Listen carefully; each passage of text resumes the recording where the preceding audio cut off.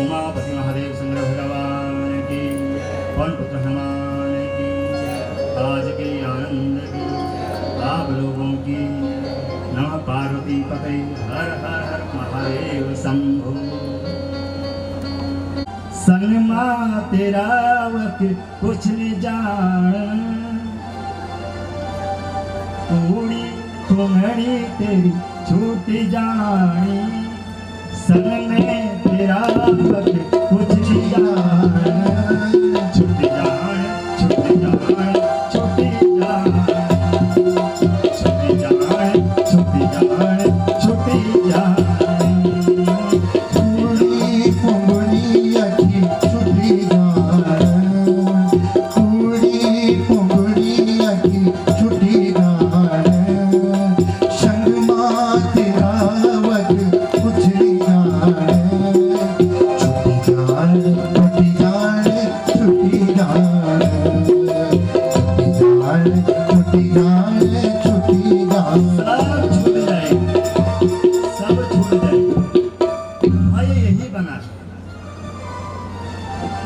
यही भय है संसार।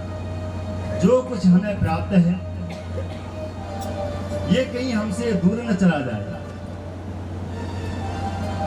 यही भय बना है। और ये भय हमारे जीवन से दूर हो, और ये भय तभी दूर होगा जब हम ज्ञान वैराग्य संपन्न होंगे। अगर ज्ञान वैराग्य संपन्न हुए, धन संपदा रही और ज्ञान वैराग्य से जीरो रहे, तो वो भी काम नहीं करे। जैसे पानी है और चाय बनाने का मन कर रहा है, बर्तन में क्या करो, चाय बन जाएगी? नहीं बनेगी।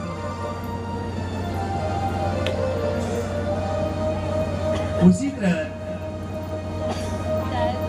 जब हम ज्ञान वैराग्य संपन्न होंगे और भगवान श्री कृष्ण के चरणों की भक्ति हो और हम ज्ञान वैराग्य से युक्त हों, तो ये भय अपने आप चला जाएगा।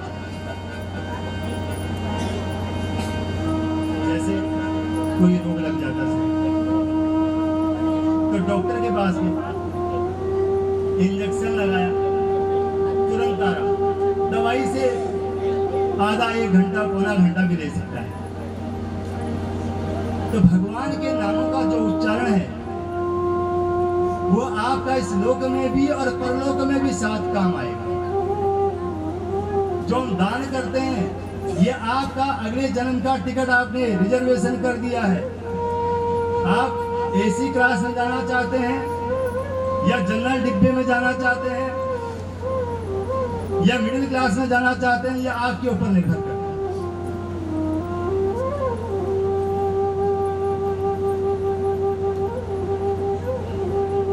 तो ये भय अपने आप चला जाएगा। संसार के भय को नाश करने वाली ये कथा है।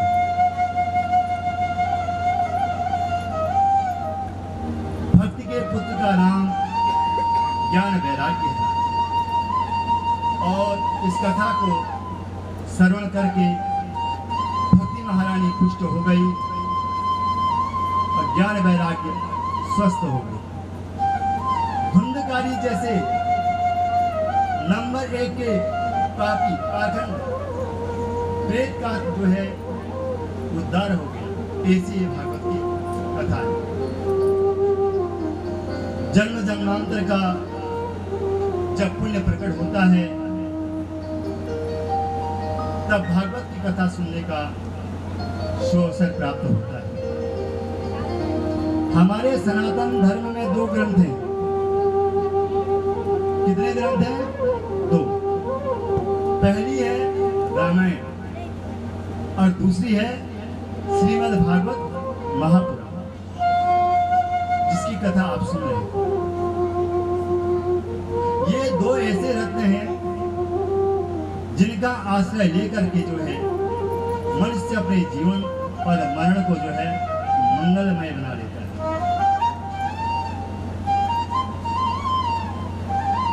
जीवन मंगलमय यदि बनाना है तो रामायण का आश्रय लें, और मरण को यदि मंगलमय बनाना है तो श्रीमद् भागवत का आश्रय लें। पावर दोनों की बराबर है, पर विभाग अलग अलग है।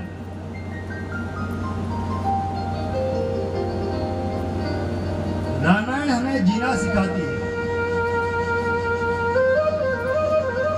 कैसे जीना सिखाती है? भाई के साथ कैसे रहना है,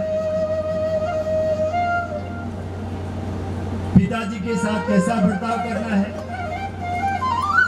पुत्र के साथ कैसा बर्ताव करना है, पत्नी के साथ कैसा बर्ताव करना है, पुत्री के साथ कैसा बर्ताव करना है, और सांसारिक प्राणियों के साथ कैसा व्यवहार करना है। ये हमें रामायण से,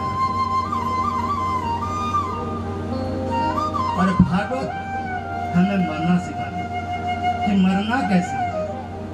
मरना तो तय है ना, आज नहीं कल। जीवन में 7 ही दिन, 8वां आएगा नहीं। गिन लो आप अंगलियों में, 7 से कभी 8वां आया नहीं आया। मरना तय है, मरेंगे निश्चित है, करेंगे निश्चित नहीं है। कर भी सकते हैं, नहीं भी कर सकते, कोई भरोसा नहीं। बोलो राधे राधे। तो आचार्य मोमट अपने ग्रंथ काव्य में लिखते हैं, रामादि वर्तव्यम में लिखते हैं हमें कैसा बर्ताव करना चाहिए।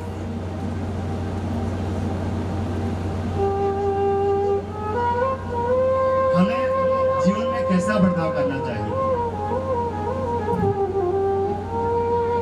तो हमारी जीवनचर्या कैसी हो, तो हमारी जीवनचर्या जो होनी चाहिए वो राम जी के समान होनी चाहिए। किसके समान? राम जी के समान, न कि रामादिवत। हमारा जो है जीवन रामादिवत होना चाहिए। जीवनचर्या कैसे नहीं होनी चाहिए? न रावणादिवत। रावण के समान यदि जीवन हो गया, हालांकि रावण बुद्धिमान, विद्वान, धनवान, ऐश्वर्यवान सब था। 1 लाख नाती, 1 लाख पुत्र, 1.25 लाख नाती, अतः रावण के घर दिया न बाती। 1.25 लाख जिसके नाती थे, 1 लाख जिसके पुत्र थे, और उस रावण के घर में दिया जलाने वाला भी कोई नहीं रहा। ऐसा व्यवहार है।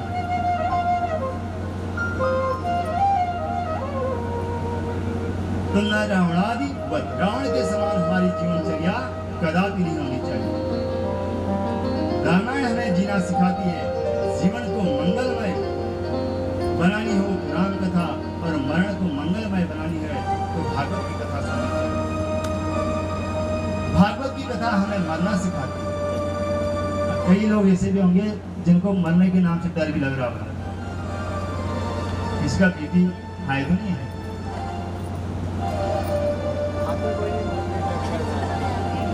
तो यही भारतीय संस्कृति जो है की विशेषता है कि हमारे यहाँ जो है मरण को भी मंगलमय बनाया जाता है।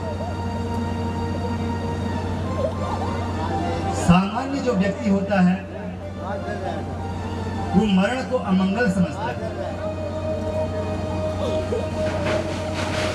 लेकिन हमारी संस्कृति में मरण को भी जो है मंगलमय बनाने की विधि है। धन्यो संप्रदायोऽसम् मरणं यत्र मंगलम। धन्य है यह सनातन संप्रदाय जहाँ मरण को भी मंगलमय बनाया जाता है। और कितने लोग तो मरने को जो है पवित्र स्थान का भी चयन करते हैं। कई लोग ऐसे होते हैं जो मरने के लिए भी पवित्र स्थान का चयन करते हैं कि हमें मरना कहाँ है।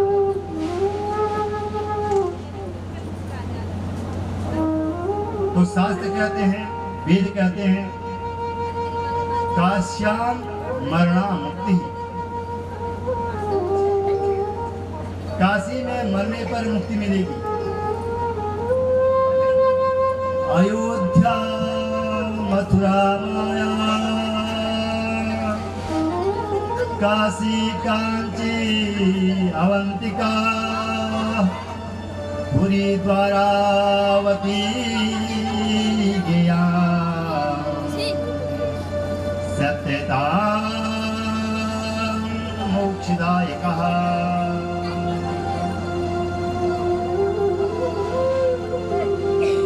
अयोध्या मथुरा मायापुरी ये जो सात जो है मोक्षदायक पुरिया है, जो व्यक्ति प्राण त्याग दे इन पुरियों में तो वैकुंठ की सीधी उसे प्राप्ति हो जाती है। ये जो है शाश्वत सत्य है। मरण जीवन का शाश्वत सत्य है। मरेंगे निश्चित है। मरण वह बिंदु है जिस बिंदु से जीवन की जो है एक नई शुरुआत होती है का अंत, और दूसरे जीवन की क्या होती है? शुरुआत होती है। लेकिन मरने से पहले क्या यही मरना है? कोई अपने मन चित्त को पुत्र धन परिवार में लगाकर मर रहा है, क्या यही मर? भागवत जी के प्रथम स्कंद के प्रारंभ के 3 श्लोकों में वेद व्यास जी ने भागवत जी का मंगलाचरण किया। प्रथम श्लोक में है ध्येयम, हम ध्यान किसका करें? दूसरे श्लोक में है पेयम, हम पानी किसका करें? रस पिए या चाय पिए या कॉफी पिए। अब लोग तो जो है बोलते हैं हम चाय नहीं पीते हैं, चाय से कॉफी ज्यादा पसंद है। चाय से तो एक ही नुकसान है, कॉफी से तो दो नुकसान है।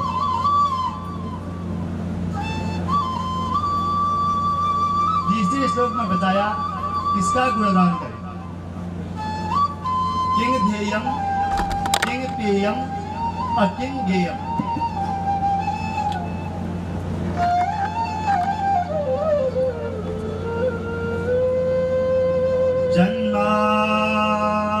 जन्माध्यस्यैत्यतो अन्वयादितरतस् चार्थे स्वभिज्ञस्वरा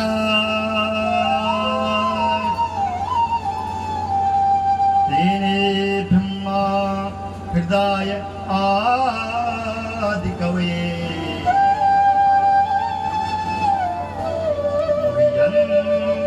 मुह्यन्ति यत् सूरयः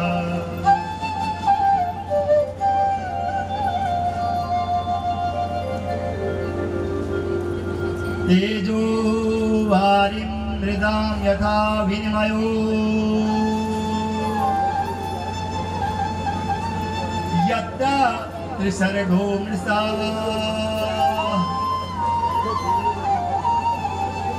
धाम्ना स्वेन सदा निरस्तकुहकम्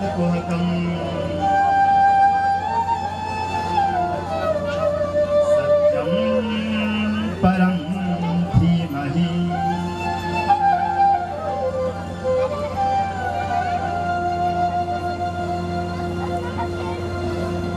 इस ग्रंथ का शुभारंभ जन्माध्यस्य यतः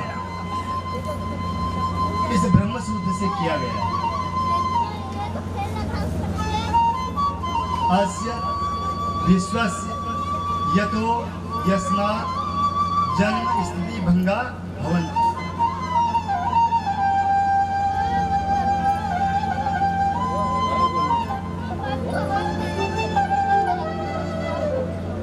जिस ईश्वर से इस विश्व की उत्पत्ति हुई, पालन हुआ और संहार होता है, तथा जो अपनी बनाई गई वस्तुओं के संदर्भ में स्वयं प्रकाशवान है, जिसने अपने संकल्प मात्र से ब्रह्मा जी को वेद का ज्ञान प्राप्त करा दिया और जिन वेदों के विषय में बड़े बड़े ज्ञानी जनमोहित हो जाते हैं, जो अपने स्वरूप की महिमा से निरस्त कुहकम माया और माया के कार्य से सर्वथा जो मुक्त हैं,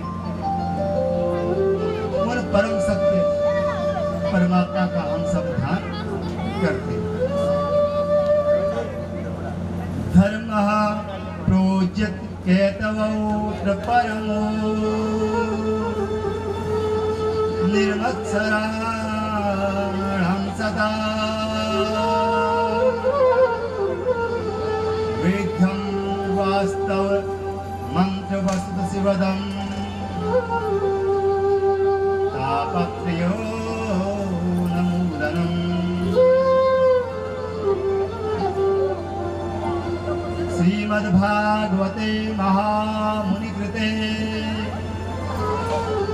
किं वा परेरीश्वरः सद्यो हृदवरुध्यते अस्तु पृथिवीः शुश्रूषोभिस्तत्क्षणा।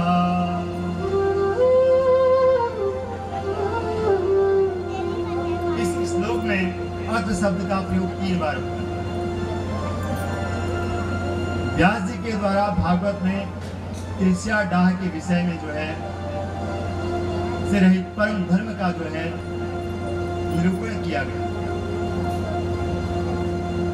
श्रीमद् भागवत में परम धर्म का जिस विधि से वर्णन किया गया है वह आपको अन्यत्र सुनने को नहीं मिलेगा। भागवत के सीमा इसलिए अर्थ शब्द का प्रयोग किया। भागवत जी मन को साफ करती है।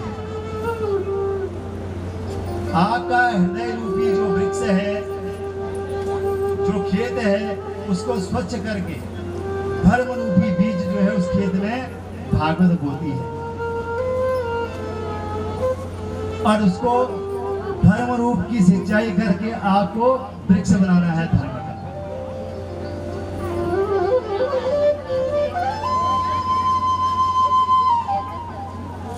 अब भागवत सुनने का पात्र कौन है? भाई कोई चीज कहीं मांगने जाओगे तो बर्तन भी अच्छा होना चाहिए, गहरा होना चाहिए और बढ़िया होना चाहिए ताकि उसमें माल ज्यादा आ जाए। और पता चला छाछ मांगने गए और डिब्बा नीचे से छेद, तो उतनी दूर तो पैदल चलते और छाछ घर पहुंचेगी।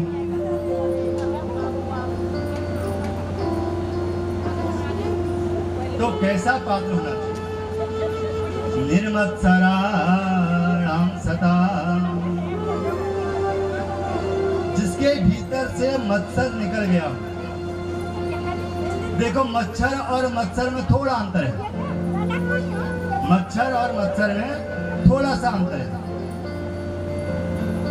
कैसा अंतर है? मच्छर बाहर से काटता है। मच्छर कहां से काटता है? बाहर से। उसकी तो दवाई आ जाती है, ओडोमोस है, मच्छर तेल है, मोटीन है और भी कई चीजें आती है। लेकिन जो भीतर का मत्सर है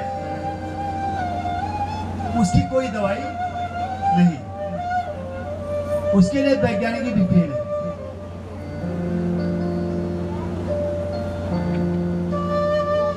लेकिन काम दोनों का एक जैसा है, एक बाहर से काटता है तो एक भीतर से काटता है।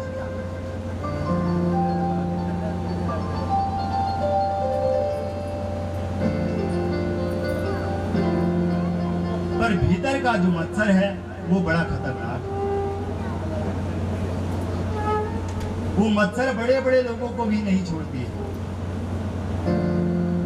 मच्छर अर्थात मता अग्रे सर्दी। देखो देखो मुझसे भी कितना आगे निकल गया, परसों तक से इंटर नहीं किया पर इसकी नौकरी लग गई। अरे देखो परसों तो पहाड़ से आए थे, आज उनका इतना बड़ा महल, इनके पास इतना पैसा कैसे आया? तो यही जो मच्छर है ये हमें काटने लग जाता है।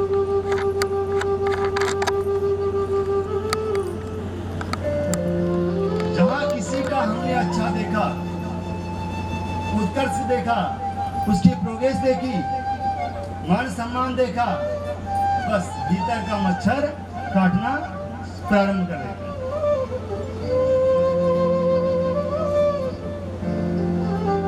इसे कहते हैं मात्सर्य, जो बड़े बड़े महापुरुषों को भी नहीं छोड़ते।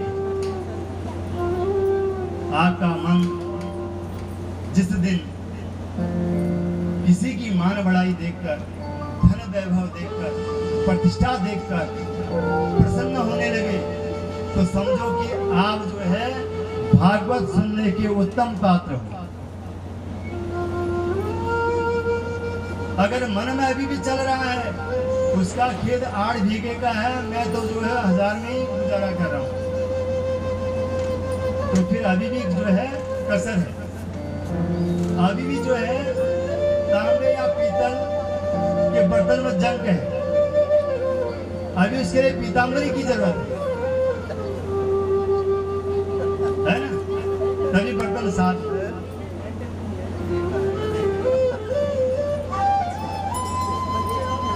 तो जिस दिन आप जो है धन वैभव प्रतिष्ठा आदि देखकर आपका मन प्रसन्न होने लगे, आपके मन से जिस दिन ये शब्द निकल गए कि इनके ऊपर भगवान की कैसी अनुकंपा बनी, ऐसी कृपा सब पर बनी रही, तो समझो कि आप भागवत सुनने के उत्तम पात्र हो। आप फिर सोने के पात्र,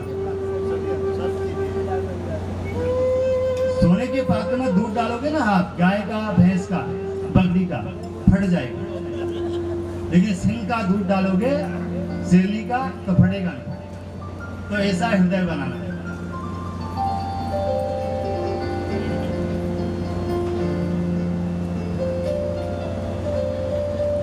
आजकल लोग अपने दुख से दुखी नहीं है, जितना दूसरे के जो है सुख से लोग परेशान हैं।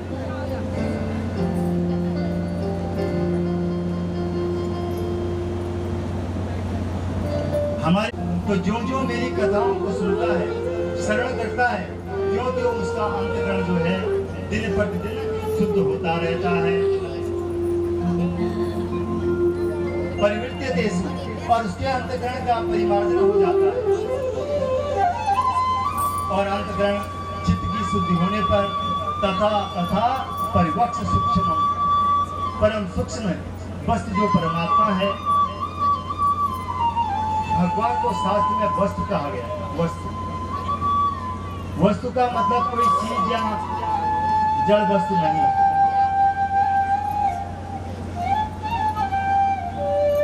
वस्तु का मतलब है जिसकी सत्ता हो,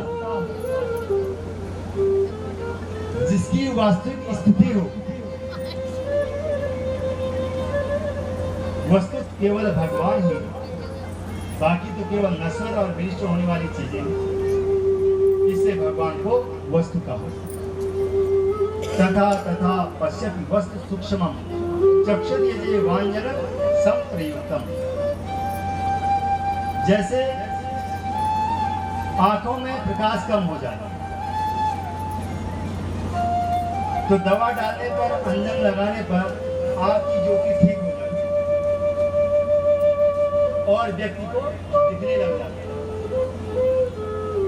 उसी प्रकार भगवान की कथा को श्रवण करते करते अंतःकरण शुद्ध हो जाता है। दैकायनो विरह का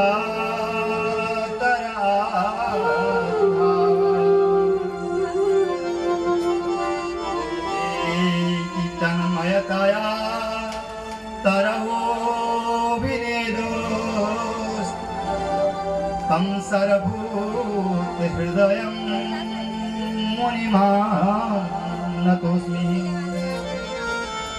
तं सर्वभूत हृदयं मुनिमानतोऽस्मि।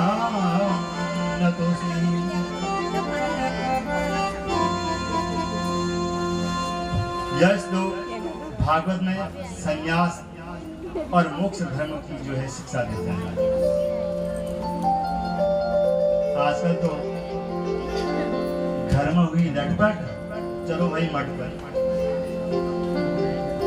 ऐसी तो रहे 4 दिन का बैरागी हिसाब चढ़ जाता है कि चलो चले, घर में लटपट, चलो मट पर ने अपना फिनिशिंग पट्टा भी डाला जेब में, चलो ठीक है।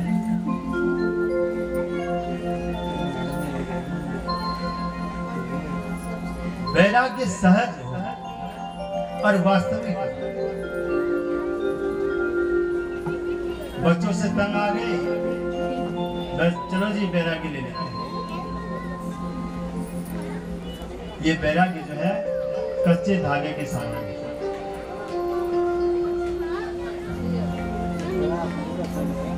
संन्यास का मतलब है सांसारिक जीवन से दूर रहना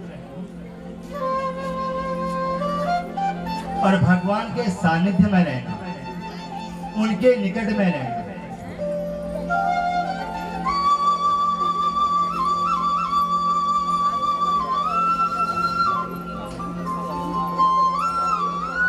इसलिए उपवास बोलते हैं, उपवास। बोले वृंदावन बिहारी लाल की।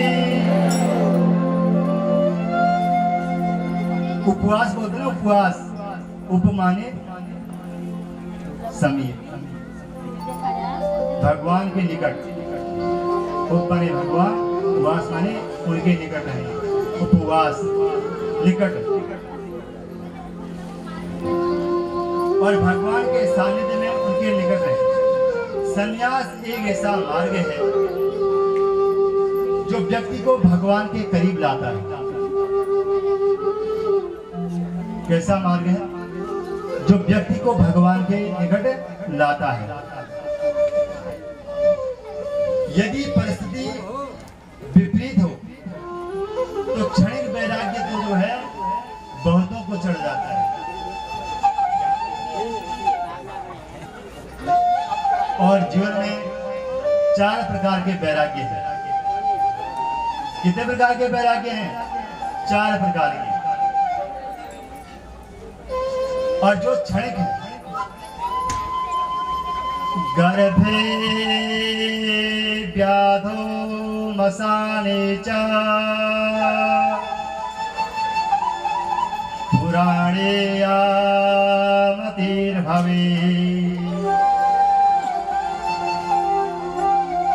सायदे स्थिरतां याति को न मुच्येत बंधना।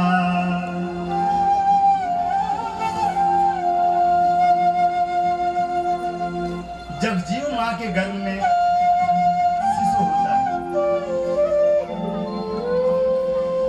तो भगवान से निरंतर क्या करता? प्रार्थना करता है, याचना करता है, प्रभु मुझे इस गर्भ से बाहर निकालो और तुम्हारे नाम के सिवा मैं किसी का नाम नहीं लूंगा। और जब किसी व्यक्ति को कोई बहुत बड़ी बीमारी लग जाती है, दवाई खा खा कर जो है परेशान हो जाता है, तो कहता है प्रभु मुझे इस लोक से जो है मृत्यु दे दो। और ठीक दवाई खाने से कुछ समय बाद ठीक हो जाता है तो संसार की प्रवृत्ति में आ जाता है, फिर भूल जाता है मृत्यु को।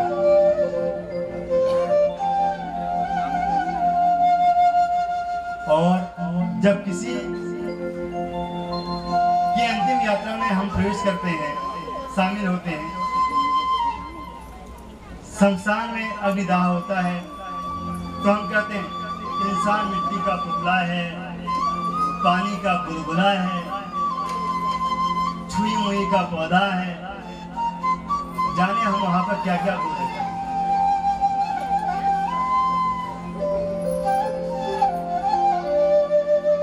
और जैसे ही अग्निदाह हुआ, 2 छींटे पानी के लगाए, सीढ़ियों से ऊपर आए, मेरा 1 लाख का कॉन्ट्रैक्ट वहां है, वहां भेज दो। अरे वो बच्चे की फीस कितनी थी? 70,000 वहां डाल दो। फिर सांसारिक चक्र में घूमना शुरू कर देता है।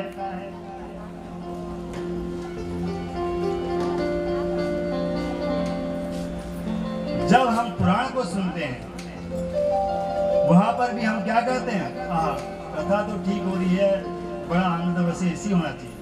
ठीक प्रसाद पाया गेट से बाहर, दीदी तूने मेरे मेड़ में कल जो है बहुत घास काटा।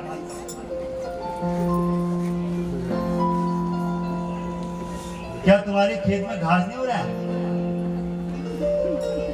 बस आसक्तियां वहां चली जाती हैं। फिर वही लड़ना, वही झगड़ना। यदि हमारी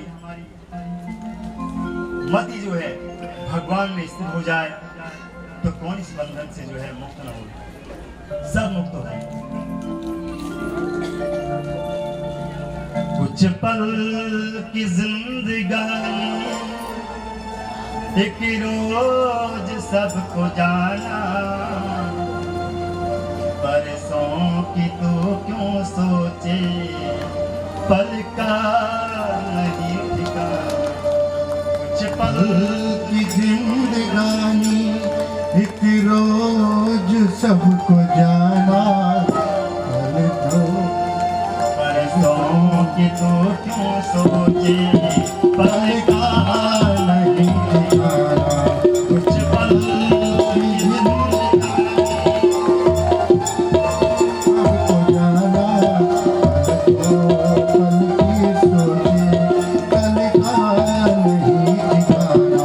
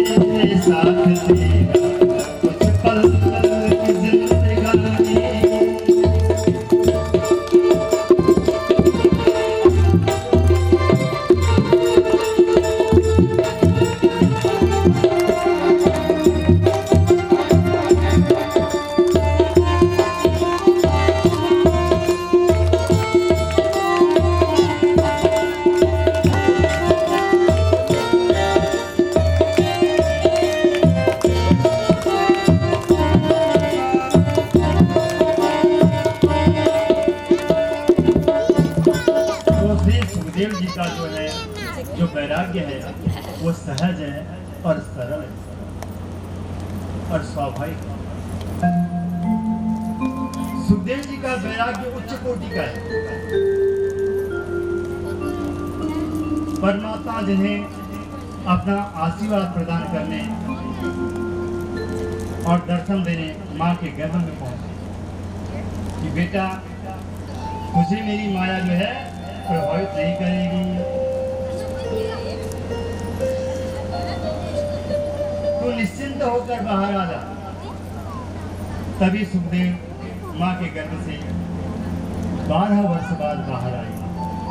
बोले सुखदेव जी महाराज की।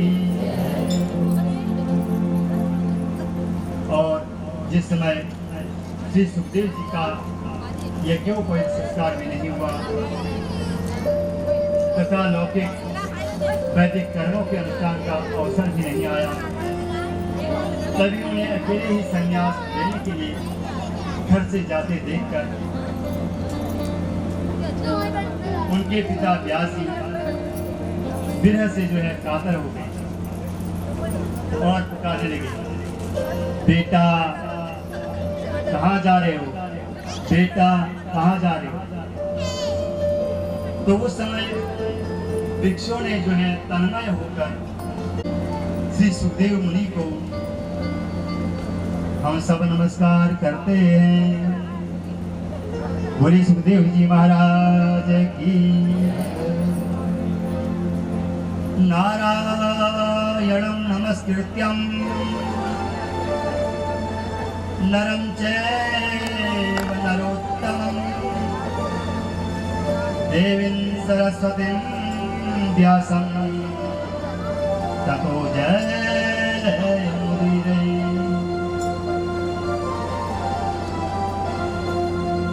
मुनयः साधुपृष्टोऽहं भवभिदलोकमङ्गलम्। सूत जी कहते हैं, हे ऋषियों, तुमने जो प्रश्न किए हैं वो प्रश्न तुमने अपने लिए नहीं किए, लोक मंगल के लिए किए हैं। प्राणी मात्र का एक ही धर्म है, वो है भगवान के चरणों में प्रेम करना। और मनुष्य के लिए सर्वश्रेष्ठ धर्म वही है जिससे भगवान श्री कृष्ण में भक्ति हो, और भक्ति भी ऐसी हो जिसमें किसी प्रकार की कामना न हो। अब हम तो जाते हैं मंदिर में, 10 रुपए का धूप, 5 रुपए का बतासा और फूल भी किसी के आंगन से चोर के लिए गए, और फिर लगाई अगरबत्ती धूप और 4 फोटो प्रमाण के साथ हम चढ़ाते हैं।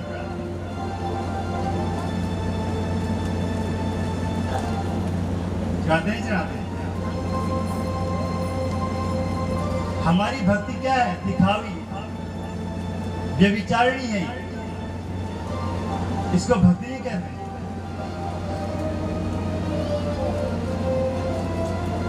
भाई पड़ोसी जा रही थी, पूछा दीदी कहाँ गए थे? पड़ोस में वो दीदी गई थी मंदिर, तो हमने बोला चलो हम भी जाके आते हैं। धैं कैसा जो होता है।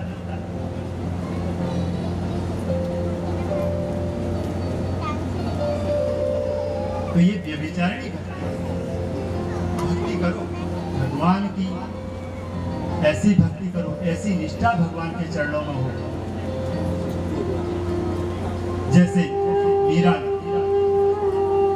मेरे तो गिरधर गोपाल दूसरो न कोई, जाको सिर मोरम फुट मेरा पति सोई। ऐसी भक्ति, सबरी की तरह भक्ति, हनुमान की तरह भक्ति।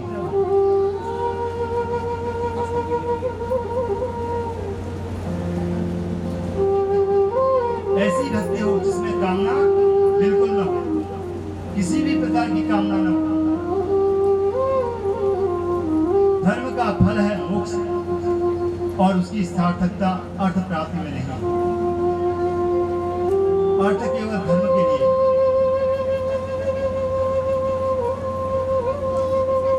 भगवान से प्रेम हम सब करते हैं। करते कब हैं? जब कोई काम हमारा पड़ता है तो हम भगवान को क्या देते हैं? फिर रिश्वत ही दो।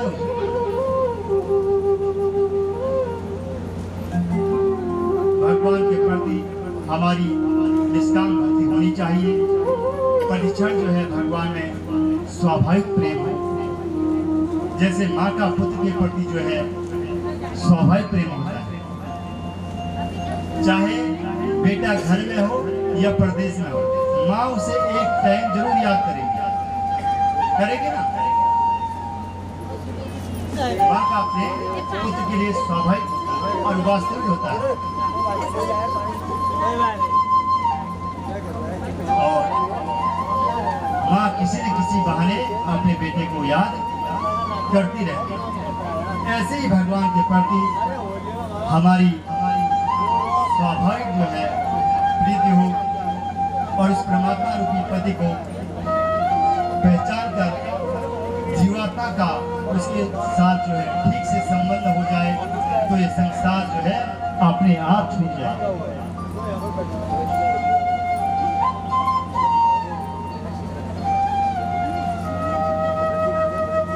हम जितने भी धर्मानुष्ठान करते हैं उन सबका एक ही फल है, वो है भगवान से संबंध जोड़ना, भगवान से संबंध बन जाता है।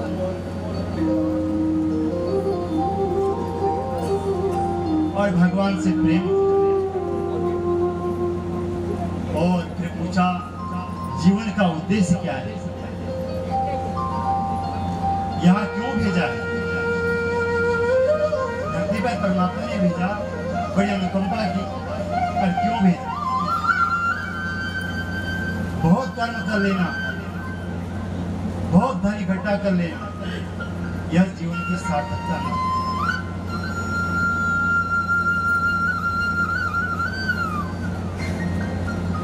जब तक जो है तत्व ज्ञान नहीं हुआ, तब तक जो है जन्म मरण का यह चक्र जो है छूटेगा नहीं, पीछे पड़े रहेगा।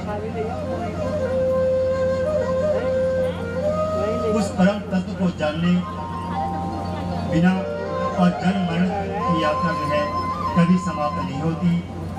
उस परम तत्व को जानना ही जीवन का जो है परम लक्ष्य है। तत्व एक है, लेकिन तत्ववेता लोग जो है उसे विविध नामों से देखते हैं और पुकारते हैं। ज्ञानियों से कहोगे तो उस तत्व को ज्ञानी जन जो है ब्रह्मा कहेंगे,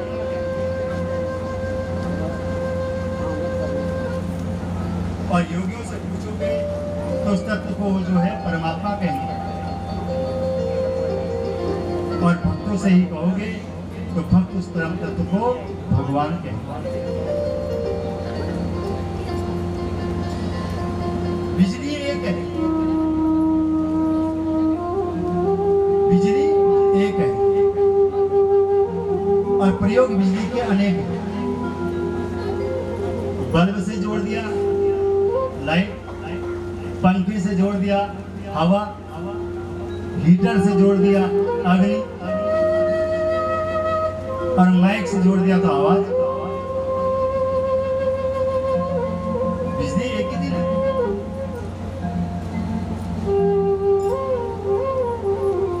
बिजली के अंदर कोई भेद नहीं है। जैसे आपकी उपयोगिता, ठीक उसी प्रकार रसिकों और भक्तों की जो है अपनी अपनी उपासना है। हरि व्यापक सर्वत्र समाना, प्रेम प्रकट होय मेरा। हरि व्यापक सर्वत्र समाना, प्रेम प्रकट होय मेरा। भक्त प्रहलाद की निष्ठा देखो, भक्त प्रहलाद की निष्ठा को देखो, एक खंबे से प्रभु को जो है प्रकट कर रहे हैं। आपका प्रेम कहाँ प्रकट हो जाए, वहीं से जो है परमात्मा प्रकट हो जाएंगे। नामदेव जी ने स्वर्ण से ही भगवान को प्रकट कर दिया। नामदेव जी फुलका सेक रहे थे, तभी एक कुत्ता आकर जो है मुंह में फुलका दबाकर चल गया, और नामदेव जी को उसी कुत्ते में भगवान दिख रहे, भगवान का दर्शन हो रहा है। नामदेव जी जो है घी का कटोरा लेकर उस कुत्ते के पीछे जा रहे हैं। नामदेव जी स्वान से कह रहे हैं, जब आपकी कृपा से चुपड़ने के लिए घी है तो आप वैसे ही क्यों खा रहे हैं? चुपड़ के तो भूख लगा लेते तो भगवान उसी स्वान शरीर से प्रकट हो गए। बोले भक्त वत्सल भगवान की।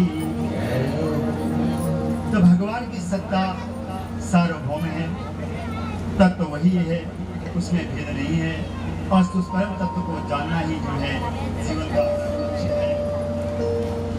और उस परम तत्व को मानव जीवन में ही जो है जाना जा सकता है।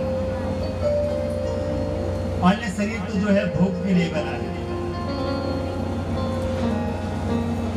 जितने भी जानवर हैं सब आहार, निद्रा, भय, मैथुन में जीवन जो है निकाल देते हैं। मानव की विशेष विशेषता है, क्योंकि मानव उस परम तत्व को जान सकता है, पशु उस परम तत्व को जान नहीं सकता है। मोक्ष के दरवाजे पर जो ताला लटका है वह ताला इस मनुष्य शरीर की चाबी से ही खुलती है।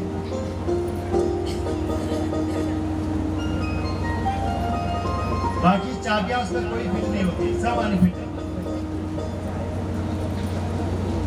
इस मानव रूपी चाबी को प्राप्त करके एकदम मोक्ष का ताला खुल जाता है और हम मनुष्य शरीर से ही जो है साधन कर सकते हैं। और मनुष्य शरीर ही साधना का जो है धाम है। इसी से हम उस पर ब्रह्म परमात्मा को जो है जान सकते हैं। देवदत्ता इमां वीणा स्वर ब्रह्मा विभूषिता। नारद जी कह रहे हैं भगवान की दी हुई ईश्वर ब्रह्मा से विभूषित वीणा पर मैं तान छेड़कर जो है भगवान की लीलाओं का गान करता हुआ सारे संसार में विचरता हूँ। और नारद जी कहते हैं जब मैं उनकी लीलाओं का गान करता हूँ तो भगवान तुरंत मेरे हृदय में आकर जो है मुझे दर्शन दे देते हैं। और हम लगे हैं घंटी बजाने में, शंख फूकने में। और बाहर क्या बोलते हैं, अरे गेट पर देखना घंटी बज रही है, वो कुत्ता किसका भौंक रहा है, घंटी बज रही अंदर, अरे वो सब्जी जल गई, ये हमारी पूजा चल रही। तो इसमें भगवान कहाँ पर वो नाती क्यों हो गया।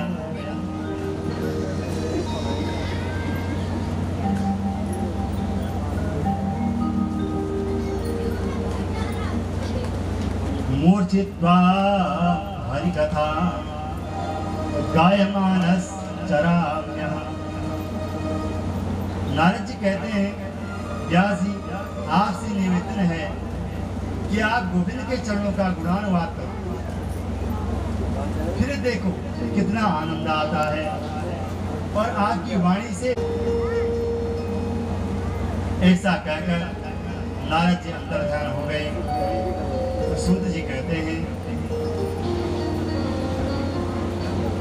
व्यास भगवान ने नारद जी का अभिप्राय जानकर ब्रह्मा नदी सरस्वती के पश्चिम तट पर सम्याप्राज नाम के तट पर भगवान वेद व्यास जी का आश्रम है। और व्यास जी महाराज ने तुरंत अपनी कमी का अनुभव करते हुए किया। फिर तो व्यास जी गद्गल कंठ से भगवान के गुणानुवाद गाने लगे। व्यास जी गा रहे हैं और गणेश जी लिख रहे हैं। और व्यास जी ने 18,000 श्लोकों की यह पावन संहिता तैयार कर दी। अब व्यास जी के मन में विचार आया कि यह अमृत किसे परोसा जाए, ऐसा परमहंस कौन मिलेगा। और ध्यान करते ही जो है महाराज अपना बेटा याद आ गया। कौन, सुखदेव जी मुनि याद आ गए, जो जन्म लेते ही महाराज जंगल में चले गए थे और जाकर जो है एक वृक्ष के नीचे बैठकर जो है समाधि लगा दी।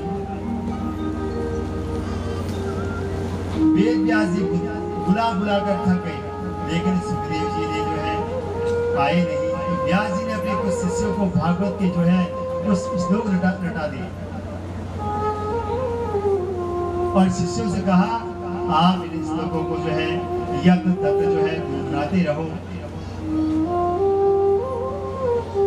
तो शिष्यगण जो है गुरु आज्ञा पाकर जंगल की ओर चल दिए।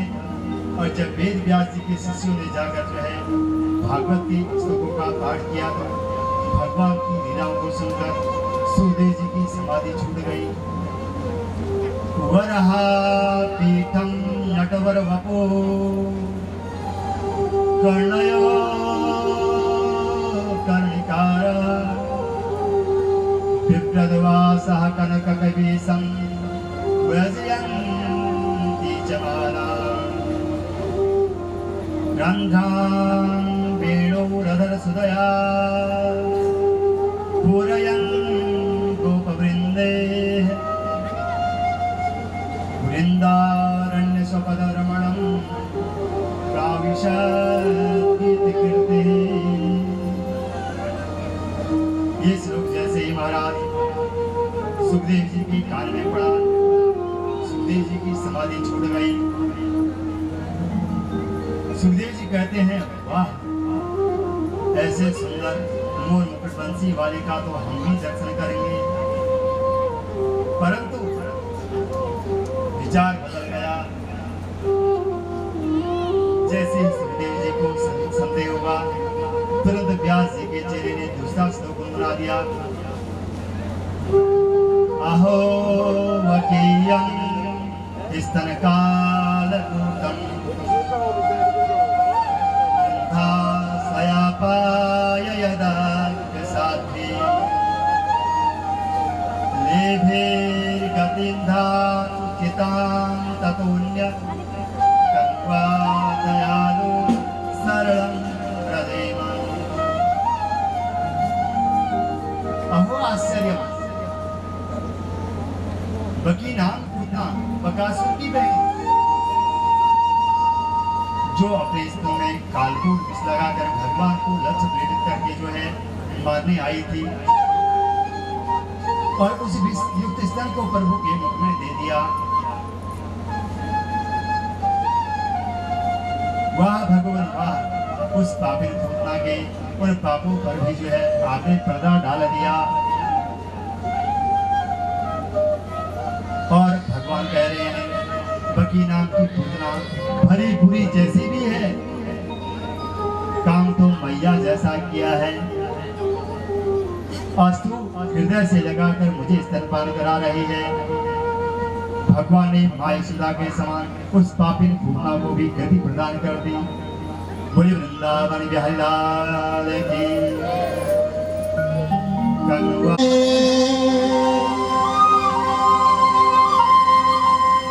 लूट सके तो लूट, हाँ राम नाम की लूट है। लूट सके तो लूट, अंत काल पछताओगे जब प्राण जाएंगे जो।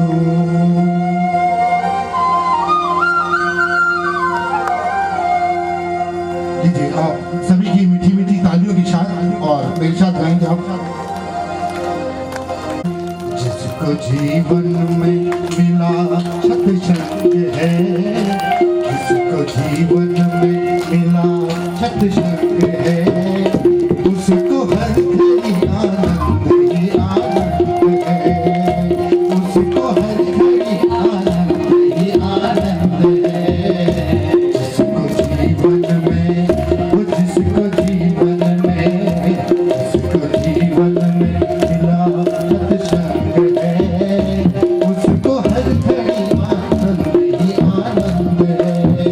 वो उसको हर घड़ी आनंद ही आनंद है।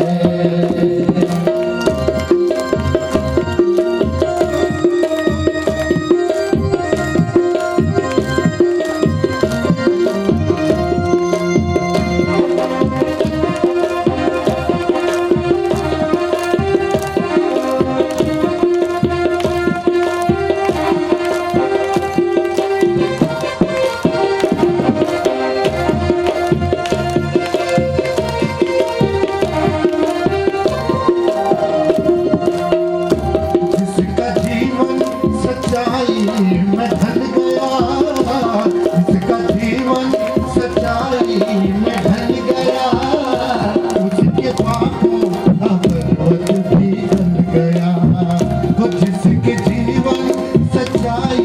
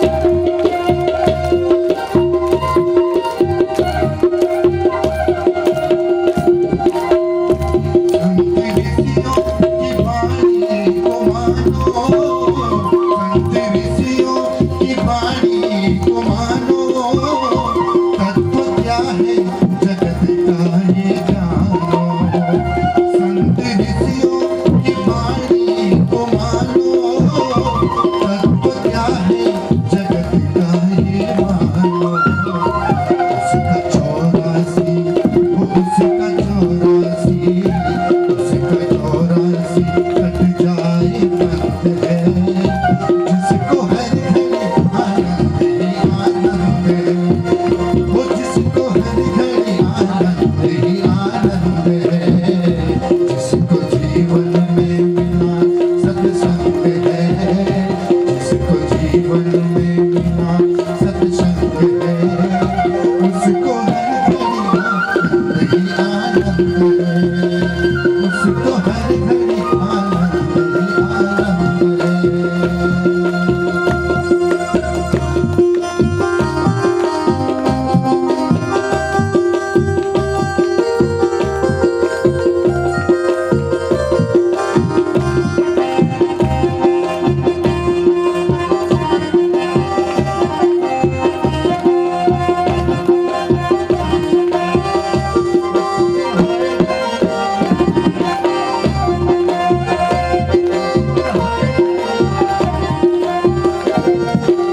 बोले वृंदावन बिहारी लाल की, कृष्ण मैया लाल की।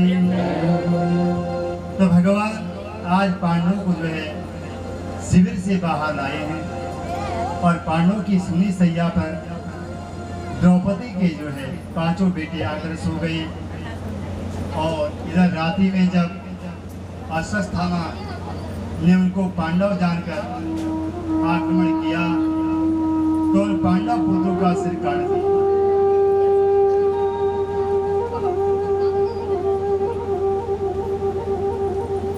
और उन 5 सिरों को लाकर दुर्योधन के सामने रख दिए। दुर्योधन प्रसन्न हो गया, लेकिन जब गौर से देखा तो बड़ा दुखी हुआ।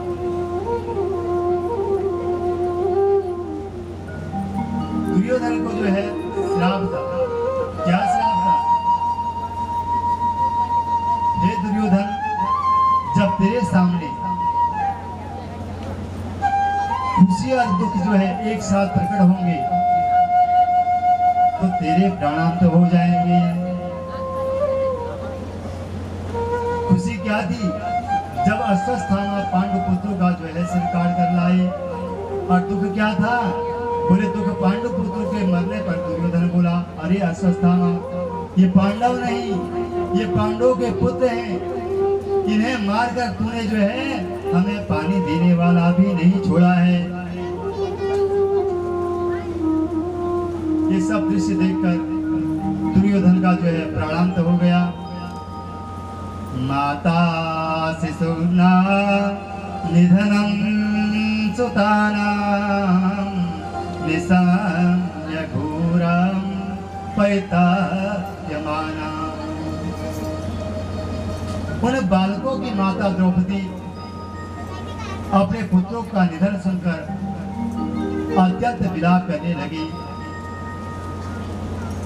और आंखों से आंसू बहाकर छलछला आए। और द्रौपदी अत्यंत जो है दुखी होकर बोली, रोने लगी। और इधर अर्जुन ने द्रौपदी को सांत्वना दी, कल्याणी, मैं तुम्हारे आंसू तब पोंछूंगा, द्रौपदी तुम दुखी मत हो, मैं अभी इस पापी का सिर काट करके आपके समूह लाता हूँ।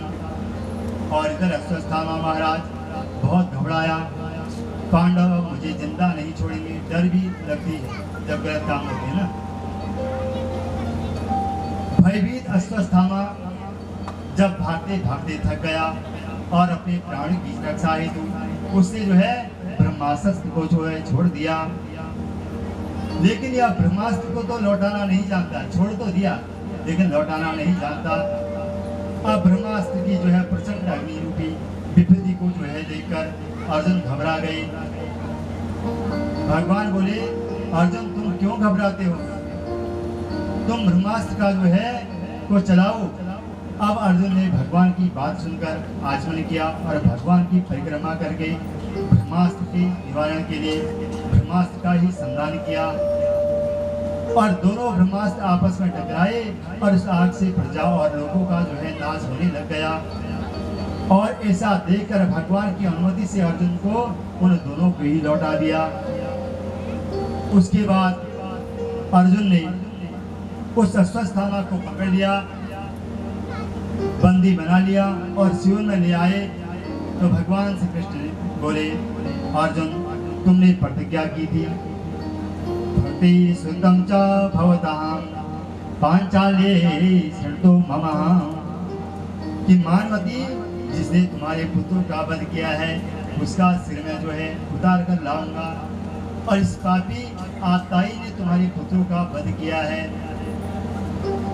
इसे है अर्जुन, इसे यही मृत्यु दंड दे दो। इससे सोते हुए अबोध बालकों पर जो है प्रहार किया है, उनको मारा है, इसे अधर्म किया है और इसे जघन्य अपराध किया है। अर्जुन तुम तुरंत इसको मार दो। अर्जुन ने कहा, मैंने द्रौपदी को वचन दिया है, इससे वही मारूंगा। अश्वत्थामा को रस्सियों से बांधकर द्रौपदी के सामने खड़ा कर दिया। द्रौपदी ने अपना अनिष्ट करने वाले गुरुपुत्र अश्वत्थामा उस पर अपमानित देखकर द्रौपदी का कोमल हृदय जो है हमारा कृपा से भर गया और उसने अश्वत्थामा को प्रणाम किया। गुरुपुत्र का इस प्रकार बांध कर लाया जाना सती द्रौपदी को सहन नहीं हुआ और कहने लगी,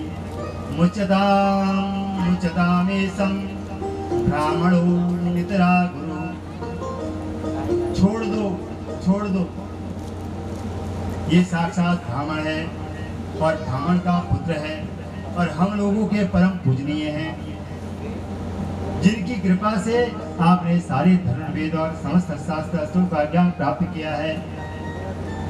वे आपके आचार्य द्रोण के ही पुत्र के रूप में आपके सामने खड़े हैं। आजकल तो ब्राह्मण अगर यो मिनट देर हुए तो ब्राह्मणा श्राद्ध तुरंत बोला, कहाँ था अभी तक? मैंने ड्यूटी जाना था, तुमको सुबह बोला था, तुम आए नहीं। ब्राह्मण की ऐसी तैसी, तो क्या श्राद्ध? ऐसे श्राद्ध नहीं होता। देर भी हो जाती है तो ब्राह्मण जो है पूजनीय है, ब्राह्मण के द्वारा ही कर्म होने। विप्रम प्रसादात् धरणीधरोऽहं, विप्रम प्रसादात् कमलापरोऽहं। भगवान राम कह रहे हैं, ब्राह्मणों की आशीर्वाद से मैं भूमि का मालिक हूँ और ब्राह्मणों की कृपा भाजन से मैं कमलापति, लक्ष्मीपति, सीतापति मैं ही हूँ। और ब्राह्मणों के आशीर्वाद से मैं लंका पर विजय करके जो है आया हूँ और ब्राह्मणों की कृपा से ही राजा बलि ने स्वर्ग पर विजय प्राप्त कर ली थी। तो ब्राह्मण साधारण थोड़ी है, कभी हो जाता है 1.5 घंटा आधा घंटा का फर्क या 5-10 मिनट होता है तो याद खा जान लो भाई कहाँ थे, बहुत तरस। मतलब गुरु से कैसे बोलना है, मेरा बोलने का तात्पर्य ये नहीं मैं किसी को सुना नहीं रहा हूँ। अब मेरा सुनाने का भी कोई यहाँ ऐसा नहीं है, मेरे जज्बात तो सब ठीक है, पर कुछ लोगों की प्रवृत्ति होती है ऐसी। कहाँ थे, क्या थे? तो उस गुरु से उसका क्या कल्याण होगा? जब गुरु को ही चेला डांट रहा है तो क्या कल्याण पता होगा? नहीं। गुरु की बड़ी महिमा है।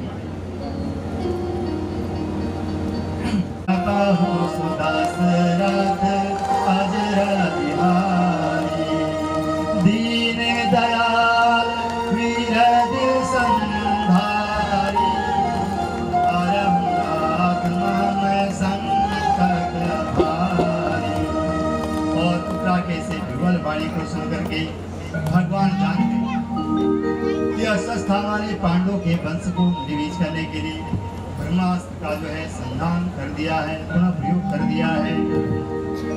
सर्वशक्तिमान भगवान श्री कृष्ण ने अपने अनन्य शरणागत भक्तों पर बहुत बड़ी विपत्ति आई जानकर जो है महाराज अपने निज अस्त्र सुदर्शन चक्र से पांडवों की रक्षा की और पांडवों की वंश परंपरा चलाने के लिए भगवान ने उत्तरा के गर्भ को अपनी माया के कवच से जो है ढक दिया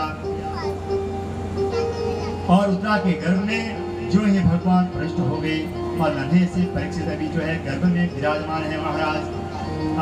अश्वत्थामा का भेजा ब्रह्मास्त्र परीक्षित को जलाने के लिए अंगारा बना चला रहा है और परीक्षित गर्भ में नन्हे से काम रहे हैं।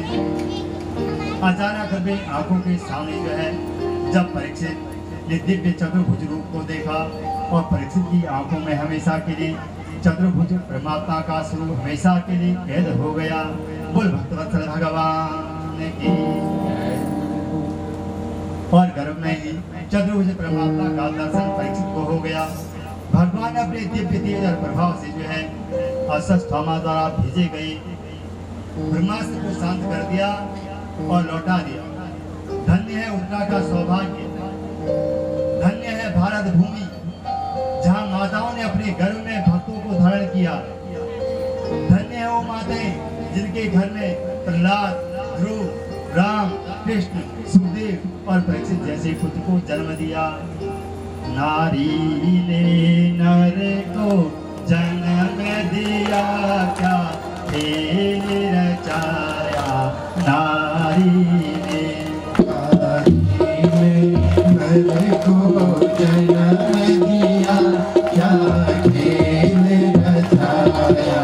नारी ने नर को